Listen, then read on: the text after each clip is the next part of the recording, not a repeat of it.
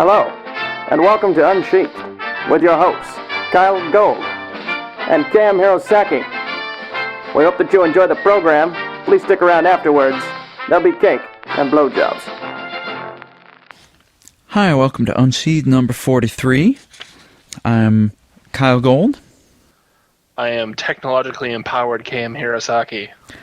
And while I am in our secure mountain location, our otter is a remote traveling otter today. He's taking the river downstream and is podcasting with us from a secret underwater den somewhere, I think. Yes. You didn't want to be there when Dr. Impossible launched his robot sharks at me. Actually, I kind of did. I was about to say, I barely got out of there through the skin of my teeth, and then I'm like, or I could say it by the skin of my sheath, and then I'm like, oh no, that sounds like it would hurt. Yeah. And I don't want to know why I wasn't wearing pants around murderous robot sharks. I think our listeners just kind of assume you're always not wearing pants. Yeah, I guess neither of us help with that mental image, do we? No. And I should say I can only see you from, the chest up, so you could be wearing not pants right now. Ooh, not pants. Well, that's what Not Tube was wearing the other day. That's probably more accurate. Not Tube was not wearing not pants. I was going to say, Not Tube isn't a name, it's a command. And now he's not my friend anymore, apparently. I wonder if the cast of Notcast wears not pants on Notcast. With all their baculum-breaking antics. Yes. Anyhow, so I've been working on a lot of stuff that's not really story related. I've been working on a few short stories, mostly trying to get my new website up and running for various story related reasons. But what have you been up to? Well, I got back to work on the secret project, and there's another short story that I sort of was piddling with for a while, and I put that on hold to work on the secret project. And I haven't been able to get back to it because of the fact that I'm dealing, with Dr. Impossible and his murderous underwater ninja robot squad. Right. We all hate when that happens. Yeah. But fortunately, we have a bunch of helpful listeners who have written in enormously long questions for us to answer this week, so probably just as well we don't have a whole lot to talk about on our own. Kit has reminded me that we should mention that Unsheathed Volume 2, the DVD, will be coming out at Anthrocon. It will be for sale at the Sofa Wolf Press table. We'll have episodes, I believe, 25 through 42, so not this one. 25 through 43, so we will be including this episode. So what we're saying now will be burned into DVDs at Anthrocon. It's like I can feel the technology all over me in every way, shape, and form. I know, those plastic layers are so confining. I was going to say, you can hear about my last week's tale of woe when Kit took my muzzle toy away. Aw, that was sad. But also, what we're hoping is that Unsheathed Volume 2 will include as a special bonus feature me reading the first chapter of the Out of Position sequel draft that I just handed out to people last week. Ooh, I didn't hear about that plan.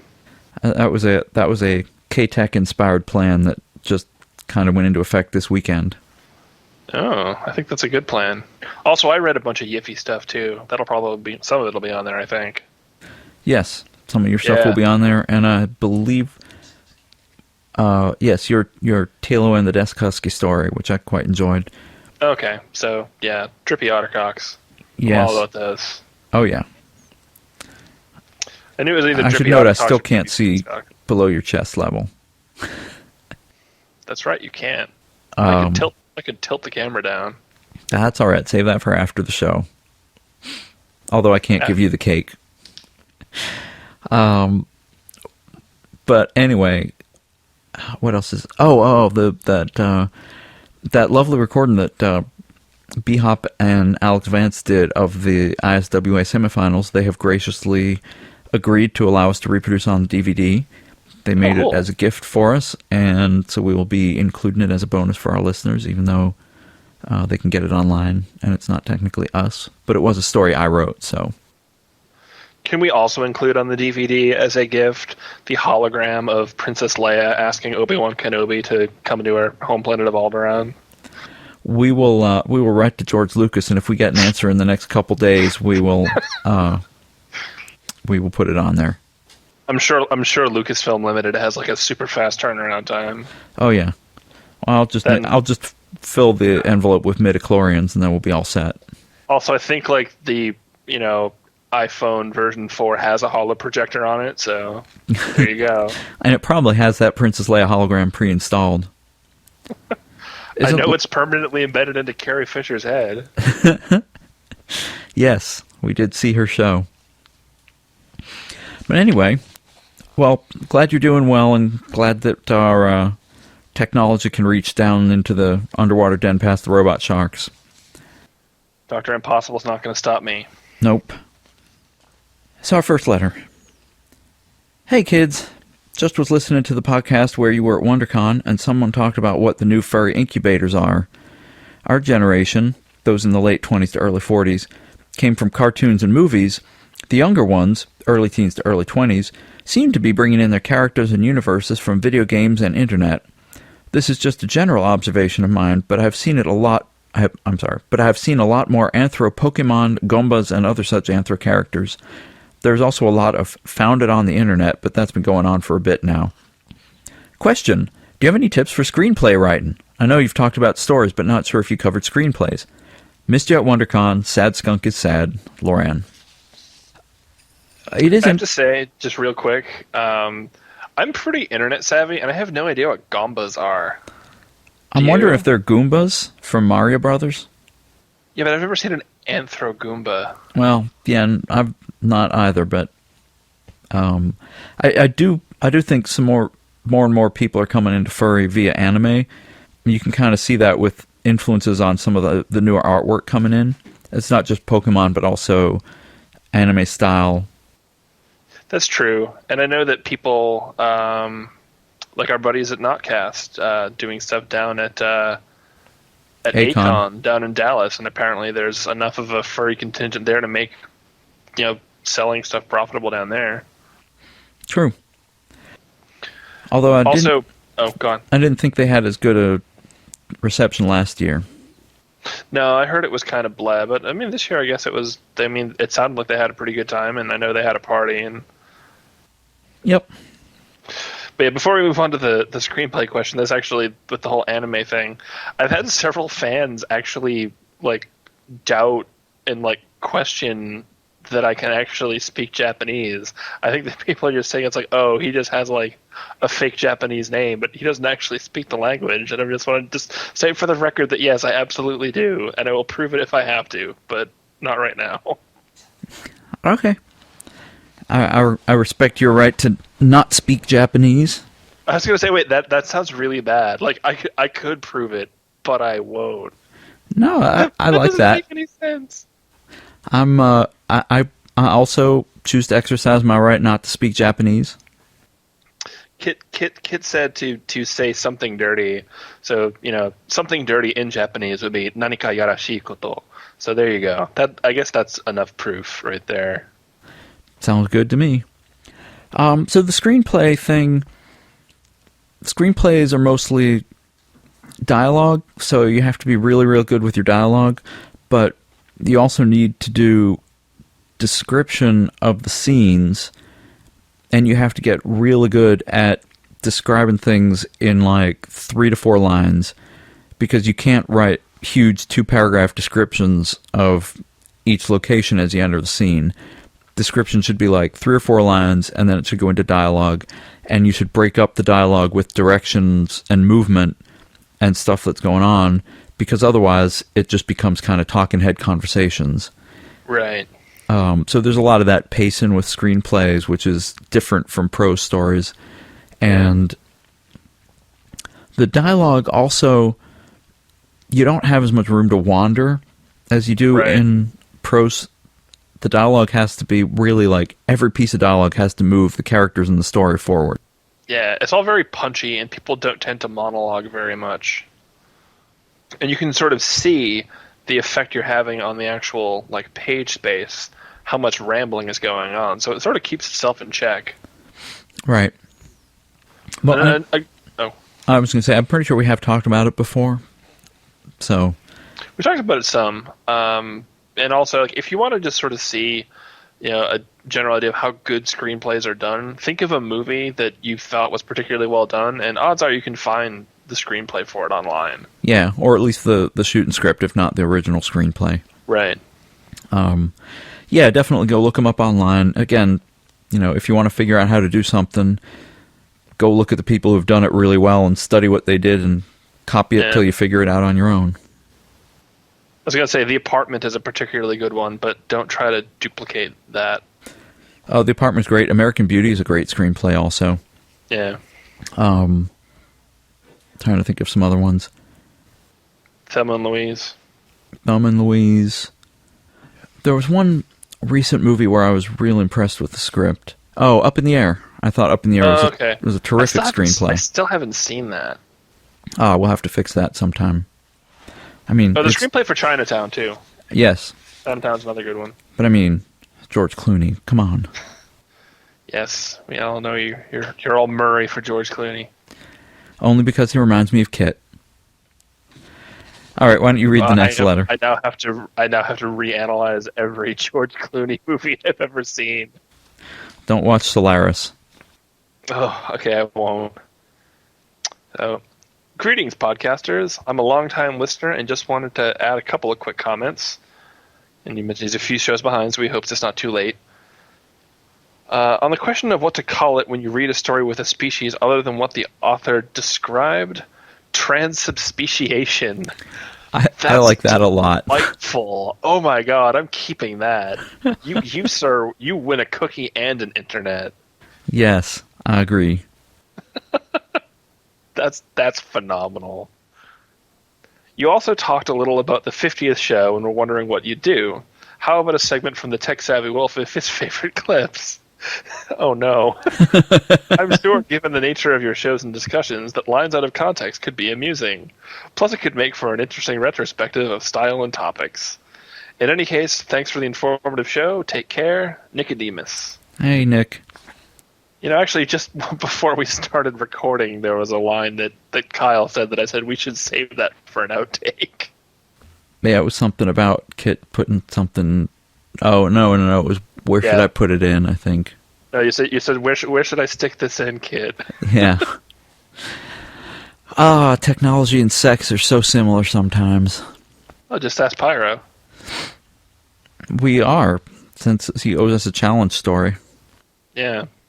With bacon lube or something. Yeah, bacon lube and football and rats. Speaking of football, did you see the score of the Germany game? No. It was like 4-0. Germany? In the World Cup. I mean, who won? Germany. Okay. Yeah. Which, like, 4-0 in soccer, that's like 28-0 in baseball. I know, that's why I find it difficult to watch soccer. I do too. I'm just following the scores and not watching the games. Right. I do think that, yes, Kit has reminded me that I did like the outcome of the USA-England game because Foxes always love a tied game. But also, in your face, foosball. I don't know. And Condrel, for that matter. Well, the thing is, the game only ended up tied because of sloppy ball handling. Isn't that how it always happens? And invariably, one of the two parties was disappointed. I think pulling out some clips could be entertaining, not just because it would make for a retrospective of our style and stuff, but also because he could show the origin of some of the things on the show. Like, I think it's either in the second or third episode where you said something like, "Do we have to have a blowjob reference on every show?" And I think the second episode is the one where you first talk about wearing pants. And it's either the second or third where we first mentioned the androgynous robot fox. Yes. In fact, I think it directly had to do with the lack of pants. I think it might have, and the blowjobs for that matter. I was remote on that episode too. You were, but I we didn't remember have video. We didn't have video, and I had a headset that I had stolen from I didn't steal it from my company. It was with me as part of my travels, and I'm like, oh hey, I can use this to just call into the show. Which was really funny because, like, we'd done one episode and we thought, hey, this is pretty cool, and then you're like, oh, I'm going to be out of town after this, and we thought, should we try to do it again while you're out of town and just deal with all the technology and stuff? And we were trying to each record our tracks separately and make them sync up, and we could easily just have stopped doing the podcast right there and we might not have picked it up again. But well, the thing is, if it hadn't been for the technological nightmares and us sucking so bad, we wouldn't have inspired Kit to just step in and do it all for us. that is true. When foxes and otters can't quite handle their equipment right, the wolf has to step in and show them how it's done. You can't get this to work right. Will you help us? Will you lend us a helping paw? And he did. I will say that in addition to battling the hordes of Dr. Impossible, I've also been incorrigibly horny for the last few days, so bear with me here. I can attest to that as well. I'm very glad this is not a video podcast. Anyway, dear prime specimens of the Lutron and Vulpine variety, by this time in my writing career, I've realized that by the time I've written to the final word of a story, the rest of the story has been reread and rehashed so many times that I've never produced something I'd call a first draft. If I were to label it, I'd say that I'm a progressive editor. Every time I sit down to write, I spend a few minutes, or 5 or 20, reading back over the story so far, editing as I go. By the time I reach the blank space of the unwritten future, the entire story is fresh in my mind, with the added bonus of having caught the incorrect, the awkward, and the plain stupid from my last few writing sessions. In writing the above paragraph, I've deleted more text than you're actually receiving from me. My first paragraph originally started to relate a story about my history in writing that I doubt any of your readers would find interesting. I find it amusing that he and we both say readers, even though all we have is listeners. Apparently you didn't catch all your awkward mistakes. Oh, sorry, that was mean.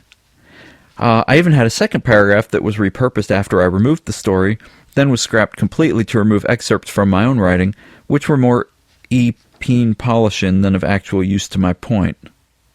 Even this paragraph was originally a list of useful tips for editing your own work that I realized was so generic that you could pick it up from any Cliff Notes for authors. So instead of offering some editing pointers that are likely to be forgotten before your listener's next draft, I'd like to make a point. I find that as a writer, I care about every word of mine that meets proverbial paper. I care about being correct, even if it's as casual as writing to my favorite podcast, or responding to a post on a forum, or shooting a funny anecdote to my live journal. If you remember the last time you chatted in your favorite online game of choice, I'm that dumbass in the chat room who is bothering to punctuate and spell correctly even though no one will notice. For me, writing is a lifestyle that revolves around how you use and treat the language, even when, and especially when, it doesn't matter. Thanks as always for a fun listen. Condrel, muzzle ride misbeliever, and follower of a nation who couldn't beat us in soccer. Does this mean that we tied with Candrel? Oh, he wishes. I don't actually know if he does wish. I don't know much about him except that what he's written into the show and brief chats on LiveJournal and stuff. He does, or at least did, have a cute fox butt icon on Fur Affinity. So. Oh, that's true. I'm actually mostly familiar with his cute fox running around and smacking into the fourth wall icon on LiveJournal. Yes, that one's cute. Which is great. It's not fox butt cute, but it's still cute. So this letter was a good follow-up to episode 42, where we basically made that same point in 45 minutes with Not Tube. And that episode has actually been followed up by Pyro Stinger on a Furfinity journal, which he titled A Call to Arms. If you go to Pyro's FA account, which is, I think, just under Pyro Stinger, he hasn't adopted his new name yet. He took up our... I don't know that we really had a call... I guess we kind of had a call to action. But he took up the cause and said, look, demand better from your furry fiction. And I think that's kind of what Condrel's saying here, except Condrel's saying, anywhere you use the language, use it right. Yeah, even when I send text messages, it doesn't take that long to type out YOU. Yeah. I can't use like text speak with my text messages. I just can't bring myself to do it. No, I can't either. And I don't know a lot of people who do either. No, what's funny is I got an email recently from a fan that was all in text speak on the email, which That's is just lazy. Which happens a lot, and I'm assuming that the email might have been sent from like an iPhone or something, but Yeah, but even still, an iPhone has a keyboard on it. You can type out whole words. yeah, It even no. auto completes and corrects typos for you. There's no excuse for that shit. Yeah, I know. It was just kind of amusing. Dear listeners, don't send us chat speak.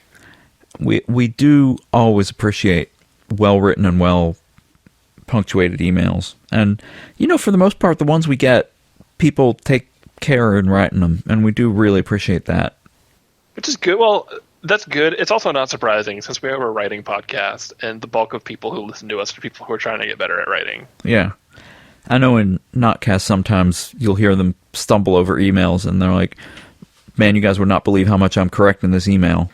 For the record, we rarely have to do that. Yeah. Y'all are a good lot. Yep. Real quick Fist about bumps. his first... Yes. His Candle's first point here about not really putting out a first draft. I forget in our last thing, did I point out the alternating fast draft, slow draft thing? Did I mention that at all?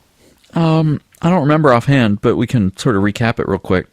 Okay, so that's the advice that comes from the Stephen Cook Modern Writers Workshop, which I'm pretty sure we've mentioned by name Yep. on the show, which is a great resource. And basically, the general idea is it doesn't really so much matter. Like some people say, oh, like just get the first draft out and then, polish the second one. And then some people say, oh, okay, no, like, take your time to, write like a really detailed first draft and then you just make quick edits through the second one. And sort of the way it works is just, it seems to be that for most people, it doesn't matter which order you go in so much as if you alternate, whether it's a fast draft or a slow draft, as you go back and forth. So Right. if your first draft you bang out really quickly, on the next time through, take your time to, really make sure you get it right. Or if, your first draft, you spent a whole lot of time on, then you don't need to drag when you're revising and editing it the second time. Right. And so forth, which I actually think, and just that just in my experience with writing and in dealing with reading drafts that other authors like Kyell, experience I've gotten from that, I think that there is a very good gem of wisdom in that. Yeah, I totally agree. Because at some point, you really do have to take care and pay attention to what you're doing with your story. Whether that's the first time through. And I think, despite the fact that I write fairly quickly, I would call myself a slow first drafter, relatively speaking, because by the time I finish the first draft, the story is fairly complete. I would say it's maybe like 75% of the way to where I want it to be. What I end up doing in the redraft is kind of looking at the overall story, trying to look at the plot and see, like, again, with this Out of Position 2, what I did was moved a couple scenes around, I de-emphasized some characters, I brought forward a couple of other characters, and just kind of tried to strengthen the themes that were already there. I wouldn't say that was fast, but it certainly took me less time to do that. It took me about a month to do that, where it took me about 6 to write the manuscript. Yeah, with Summerhill's a weird case because it started as a short story and then turned into a short novel, and in the rewrite is probably going to turn into a longer novel. So that's kind of atypical. That and Summerhill is just weird in general. I don't know if I can apply any of what I've learned from writing specifically to Summerhill, other than just saying that a lot of it is just instinct and just saying, well, I'm going to put words down, and I hope they're right. Right. And I think a lot of people who do fast first drafts just kind of throw every idea they have connected to the story onto the page. And that's why the slower second draft has to be slower, because you need to go back and read through the whole thing and then see what fits and what doesn't. And that's a longer process than if I kind of write like Condrel does, only a little faster. I don't reread the whole story every time I go back to write it. I basically, I think I've mentioned this, when I'm doing I have to write every day, I write, I'll write a section, and then I'll be thinking about that section, what I've just written, and then what I'm going to write next in the intervening time between when I finish that and when I sit down at the keyboard again. So when I sit down again, I'll have thought, oh, what should have come up in that scene but didn't was this. Or usually I don't have a problem with saying, oh, this seemed out of character, because the characters are kind of what's foremost in my mind. So they usually behave correctly. Sometimes what I have a problem with is the way that they want to behave does not help the plot, and then I have to make them behave the right way. Yeah, I know. I think I get what you mean by that. At any rate, much appreciation to Condrel for promoting good use of the language, and hopefully our and Pyro's revolution will take hold. The revolution will be punctuated. And, if we can't win, we can at least hope for a tie. We can always hope for a tie. So, moving on. Why don't you go on here? Sorry. Okay. We've been rambling a lot, so I will be quick with this one. Okay. This is from Trendane again. It says, I have a question for you guys. I tend to use a lot of puns, not to Xanthian levels, mind you. Well, thank God for that. Especially in my story titles. But sometimes things like that can get heavily overdone. How does one know when funny isn't funny anymore in writing? That's a tricky one, because humor in general is really hard in writing. And I think I've said on the podcast before that I think that humor is the hardest thing to write. Yeah, and I agree with that. I don't think I've ever had a problem with something I've written being too funny. Yeah. Usually I'll be like, hey, this started out kind of light and funny, and then I made it real serious towards the end. So I don't know. Oh God. I think you have to trust your senses on that, like you do everything else, and reread it, set it aside for a couple weeks, come back and read it again. If you still think it's funny, keep it in, pass it around to people whose opinions you trust. If they all think it's funny, then that's fine. If they say, this is starting to remind me of Dragon on a Pedestal, then you should probably dial back on the puns. Another thing to keep in mind is think about why it's funny. If it's funny because it's like a furry fandom in-joke, that's different than if it's just sort of funny on its own merits. Humor is better when a large portion of the target audience will get it. Yes. If you are writing a story that you are only going to distribute within the furry fandom, and you don't care who else sees it, then you can call your main character Fluffy McYiffacuddles, and people will be amused by that. I mean, whereas if you show that to some of your non-furry friends, they'll be like, that's a dumb name. He's a fox bunny. Her. He's a fun otter. He's an Otski. Actually, I think we have an Otski who listens to the show. Wow. I was like, does he have a swisher or a rudder? I think he has a slippery curly tail. Maybe. That's I weird. haven't checked. My paws are innocent. Pics or it didn't happen. Lots of pics. Preferably from several artists with red borders on FA.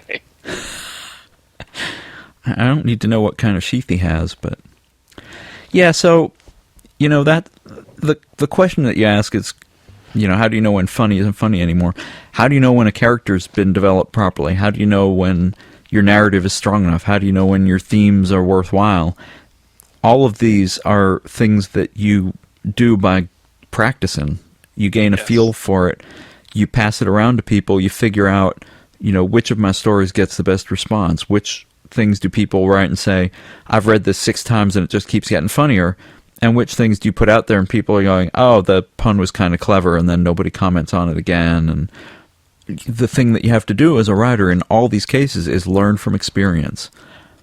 Go back and read your own older stuff. Be critical of yourself. Listen to criticism. Don't obsess over it. All those things. I'm just thinking about Ross and Chandler arguing about which one of them came up with the joke before Monica finally just breaks them down and tells them, the joke sucks! Neither of you should be proud of this. Wow, Friends reference instead of 30 Rock. It can't always be 30 Rock. That's true. Friends has been on in syndication for a while, too, so... all right, I'm going to move on and redact this letter a little bit. This one is from Earth Digger, who is apparently going to meet us at Rainforest. He has finished the first actual draft of a short story, and he wanted to share something that helped him get past the self-editing loop that he found himself in, which sounds kind of like what Condrel was doing, except it, actually stalled his progress on the story. He said, I took something that happened in my real life, embellished details, changed facts, and otherwise turned it into a fictional story. This made it quite easy to focus on just getting the story down, so it could be edited later.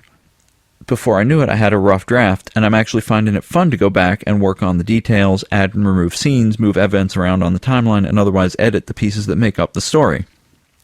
Even if it's just a writing exercise, I feel it's been fairly productive. Now, I have 2 things to say to you two. The first is a question. Do either of you have any tips you can think of to help a writer get over self-editing and get to writing? And secondly, I'd like to be called out on the podcast. Just a small goal, nothing major, but I'm hoping to get this short story finished before the end of June and would like to be held to it.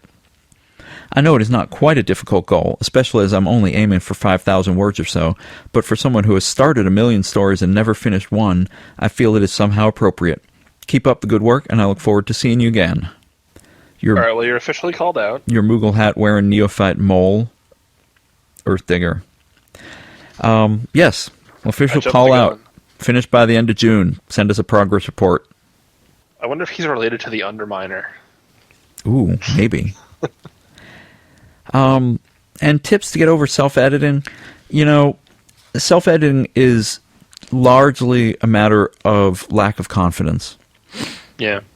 You go back and you keep editing your own work because you don't think it's good enough, and you think if I edit it one more pass, it'll be good enough to put out there. If I edit it one more pass, it'll be good enough to put out, and then I can show people, oh, it's not quite good enough yet. And let me tell you something. If I go back and pick up any one of my books off the shelf, I will have very little difficulty flipping to a page, probably because I know where they all are at this point, but there's always mistakes that are going to slide through even when books have been looked over by a dozen pairs of eyes, even when they've gone through the publishing process. You can find books out there published by huge publishing houses that have mistakes in them. There was a semi-famous one in one of the Harry Potter books, I think. But at any rate. Did I ever mention Mercedes Lackey with O Codis? No. That's great. I thought I did, yes. O Codis. And you're just picturing this female fish. Big female fish. Wearing these this Greek pantheon robes. That's awesome. I think Anyway, it was Mercedes Lackey. Self-editing is a matter of confidence, so what you have to do is say, this is it. I'm giving this to a trusted friend, and they're going to tell me, I'll let them do an editing pass, and then when it's done, I'm just going to put it out there. I mean, you just have to do it. It's like, diving off the high dive at the swimming pool. Also, look at it this way. Writing and editing are your two big steps for creating a story. So if you write and then don't edit, you've only done half the job. Yep. And it's going to show. And It's like, if you, throw up, the primer on your wall and then don't do the final paint job, it's going to look like shit. And if you write a story and then don't go back and edit it, it's going to look like shit. So. Well, yeah, and on the other hand, if you throw up the primer and then you put on a coat of paint and then you put on another coat of paint and then you put on another coat of paint and then you put on another coat of paint, beyond a certain point, it stops looking good and you're not going to be able to make it any better. And that's why you really... Unless you just burn the house down and start all over. Yeah, which is a lot easier to do with a story than a house. But that's why you need at least one trusted friend who can tell you, okay, this is where you need to focus your work, or, this looks as good as you're going to get it, just post it. And again, like we're saying with everything else, you have to do it at least once. And I think your attitude, actually, the comment that you make here where you say, I'm not sure if this will turn out to be a great story, but even as just a writing exercise, I feel this has been fairly productive, I think is a great... in one sense, it's a great attitude, because you have to have that attitude towards all your stories.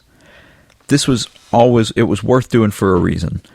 Yeah. I will say, I think you should aim for all your stories to be great stories. Yeah. But accept that not all of them will be. Right. And also, to your own credit, you say, hey, I think what I've already written is pretty good. Great. Now take that and make it better. Right. But the problem is, where do you stop going down the spiral of, I can't make it any better? And your poor brain aches so much that you're weeping blood out of your... And there's various people that are like, well, if you go through it again and you only change a couple things, or, I only do 4 editing passes on a story and then I release it. At some point, I think what you need to get over is the fear that it's not as good as you can make it, and realize that at whatever point you release it, it is as good as you can make it. If you love it, let it go. Right. And then just leave it there. But at the same time, I don't want to encourage people to just write a first draft and then put that out and say, well, this is as good as I can make it. You have to put some work in, but you also have to know when to stop. And so, like everything else about writing, it's a matter of balance.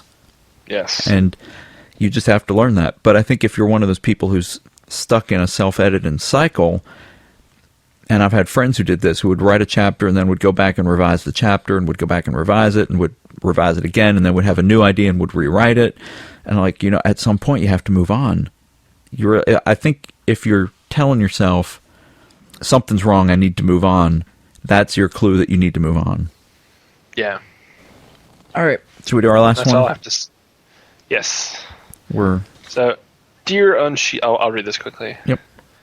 Dear Unsheathed Group, I was having a discussion today with Lion Dog about story writing and how most of the literature he read he hated because it didn't have character development.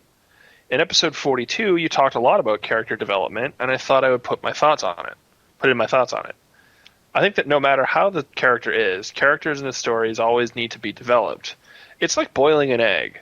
You have to make sure that the character is hard-boiled by the end of the story. Otherwise, these characters will just be bland and runny. When creating a story, a person needs to take into account, okay, how would this character react to the situation? As a side note, I will add that, at least in my writing philosophy, you can also have your characters end up scrambled. I do that all the time. Yes, you do. Your characters are rarely sunny side up. I was going to say, I think in Kyle's stories, a lot of them are over easy. Oh, ow. Boom. +1 to the otter. That's right. Thank you, noble listener, for that one. You set up the stir, and I just spiked that right the hell down. Continuing with the email. In my book, I had to take out an entire sex scene because it didn't fit in with the situation. Of course, the scene wasn't that great anyway, so killing that child wasn't hard. Instead, I inserted a nice thick conversation right into the muzzles of the characters. Feel free to use that for your blowjob reference of the day. Which, I don't know if Dr. Impossible's robot sharks were going to count for that or not. That definitely made much more sense based on the personalities of the characters involved. in regards to Romeo and Juliet, I'm pretty sure that the story still would have gone on as it did, even if they did have cell phones, because more than likely they would have had bad reception since there were no cell phone towers. Curse you and your semantics. And I bequeath unto you a boot to the head. Finally, my question for the episode is this. Now that my book is complete, or at least it should be by the time this is run on air, I need to have it looked over by editors. When you go to have a book published, how do you find people to edit your stories? Do you offer them some sort of compensation for having them take time out of their lives to help you? Is there anyone/any place you would recommend me going to try to find good editors? Thank you for having an amazing podcast. Sigh the Cheetah, Lap Nuzzle Virgin. Aww. Aw, that makes me sad. Everyone should have a good lap nuzzle now and then. Yes. But that aside, Yes, they should. I'd be very, and not from a robot shark. No. They don't nuzzle too tender. No. I'd be wary of paying someone to edit your book. I've heard of people who've done that with mixed results. I think what you need to find is, well, A, you need to get good at editing yourself. You can't just, okay, I've written 70,000 words, and now I need someone else to edit it. You have to be able to go through at least one major editing pass yourself. Yes. Second, that is your job. If you find a publisher, this is not always the case in the furry fandom, but major publishers will provide an editor. So the thing you would do is you would send your story to an agent. They would sell it to a publisher who would provide you with an editor to do the final touch-ups, but that's not the right major kind of editing that you would need to do yourself. So within the fandom... Yeah, also within the fandom, you're probably not going to be getting agented. Right. I would check out the furry writing forums on Furfinity, because a lot of good people hang out there. And, you might find someone who's willing to edit your novel. But again, you need to develop that skill of reading yourself as critically as you read other people. Yeah, as for how to find people, I mean, if you know anyone else who writes or anyone else who reads a lot, who you think would be able to give you, I mean, they don't need to be grammatical geniuses, and they don't need to have a spell checker in their brain. But if they're the kind of person who can tell you, hey, this part of your story is really slow, I didn't get what happened in this part of the book, this character drives me up the wall. Right. Stuff like that is all really valuable for when you're doing your own editing, even if they're not going to go down and actually sit and quote unquote edit for you. It's when Kyell gives me his drafts and his manuscripts, I don't actually sit up and edit them for him, but I do, take a bunch of notes on his stuff and I tell him, okay, hey, here's what I liked, here's, where I was confused, here's where I think you could improve. And I mean, and then he takes that and does it, and then he does the actual rewriting and editing. That's right. I give you the big long thing, and you say faster or slower, and faster or slower. We need to get to the climax faster. We need to get to the climax earlier so I can go to bed. Otherwise, it's just going to make me fall asleep. But yeah, and one of the things you need to do is distinguish between an editor and a proofreader. I think a lot of the times people that offer to edit your book for money are really just proofreaders. And what they are going to do is they'll go through and they'll find your grammar mistakes and your spelling mistakes and, maybe suggest alternate words to use here and there. But what you really want is people who are willing to sit down and read your book and who will say more than just, oh yeah, I really liked it, it was fun. Who will, because a lot of times when people read for pleasure, if there's a part that's kind of boring, they'll skip over it. But they won't necessarily tell you that, and so you have to be able to tell them, was there any point where you skimmed over, where you started to get bored? Was there any point where you were kind of confused? Even if it was explained later, I need to know where you were confused. Was there any point where a character's behavior felt kind of weird to you? Or didn't make sense, or something like that. And a lot of people can do that for you. They can tell you what their experience with the book was, but you have to tell them specifically what you're looking for, because even if they're not your friends looking to, not make you all angry at them, people don't necessarily think that way when they're reading a book. Yeah. And really, like, the more eyes you can get on something, the better. Like, with my draft for Summerhill, I have over half a dozen people looking at that right now. And, I mean, some of them are going to be more thorough with their feedback than others, but it has never been the case that when I've given, a workout that, I've had just completely redundant feedback from one person. Right. And it's always been the case that, like, everyone will say at least one, like, unique thing that nobody else had said. And that's, you weigh that and you go, okay, is this valid? Yes, no. Okay, if it is valid, do I still want to change it? Yes, no. I mean, and, that just getting those perspectives really helps. And we're kind of lucky because we have a bunch of friends that have studied story writing and the writing process, and so they can say, instead of just, I was kind of confused by this character, they can say things like, it felt like this character didn't belong in this scene, and you kind of needed to set him up earlier, and where I think you were missing was here and here and here. You needed to put something in. They can give you more technical details as opposed to just saying, this scene felt wrong to me somehow. But again, you have to learn to interpret people's feedback like that, because you're not always going to have people being able to give you specifically directed feedback. These two characters should yiff. Why aren't they yiffing? They should be yiffing faster. And for a longer sequence of pages. Make them yiff again. Write a sequel where they yiff again. The exact same way as in this story. Except on a moon base instead of in the jungle. That just makes me think about Dr. Impossible again. Yeah, I'm sorry, I shouldn't bring that up. Dr. Impossible's Volcano Fortress, Dr. Impossible's Moon Base. Now that sounds like a series of sequels to Harry Potter, which you should totally write. I'll do what I can. Secret Project comes first. Yes, indeed. But yeah, we get a ton of questions about editing, and we're hopefully going to do a show all about it in the near future, and we'll hopefully that'll sort of help people get a little bit more into it. I think. By the way, congratulations on having written a book, Si. Yeah, absolutely. Or at least a draft of a book. That's an accomplishment. That is an accomplishment. Congratulations. You should get someone to de-virginize you. Yes, celebratory lap nuzzles are the best kind of lap nuzzles. Maybe second best after makeup lap nuzzles. They're close. Kit is shaking his head and telling me we're running low on time, but I was gonna say, you can get there's angry fucking. I can't picture what an angry blowjob is like.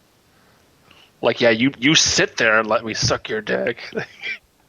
I think you could be angry getting one, but that would be a little different. And you couldn't be too angry because, teeth. Exactly. But I think we've really exhausted the blowjob references for this show. Yes, we're all, as Kit says, we're all spent. So we will leave you with that. If you have suggestions for Si the Cheetah for editing his book, if you're willing to read his book and give him feedback on it, write us into the show. We're at unsheathedpodcast@gmail.com. You can always contact me and Hirosaki-san also, although we are probably not going to offer to edit your book for you because we have full-time jobs and have other projects to keep us busy even when we don't. So yeah, there's plenty of stuff that we do outside of writing and podcast and our day jobs that keeps us busy. Exactly. If I had to go over and edit or revise all the story requests I got, I would be dead by now. Yes, or at least very, very tired and not in the good way. But you can contact me at kylegold.livejournal.com. By the time this is released, you should probably be able to find all of my information on my new revamped site with the pretty spiffy art and the pretty spiffy code, thanks to Kamui and Foosball at www.kylegold.com. So check that out. And stop by the So Forth table at Anthrocon and pick up the Unsheathed DVD. We will not be selling it online or by mail order or anything. We'll be giving it to So Forth to take with them to conventions. So it'll be at Anthrocon, Comic-Con, Rocky Mountain FurCon, Rainforest, Midwest, the rest of this year. So if you can't make it to one of the cons, ask someone to pick it up for you. Yes, they get their sticky paws all over it for you. Yep. Man, now I want a box of the sticky paws again. Well, when you're back in the remote mountain bunker studio here, we will see what we can do. Consider that an enticement. Ooh. And we'll leave it there. Thank you all for listening. As always, I am Kyell Gold. I am K.M. Hirosaki, thanking you all for being so enthusiastic. Yeah, we had a ton of emails in our box this week, so we very much appreciate that. Yeah. We will get to them, hopefully, as best we can. I'll remain diligent. Indeed. Diligent otter paws and diligent foxy paws. Waving our paws. Good night. Keep writing.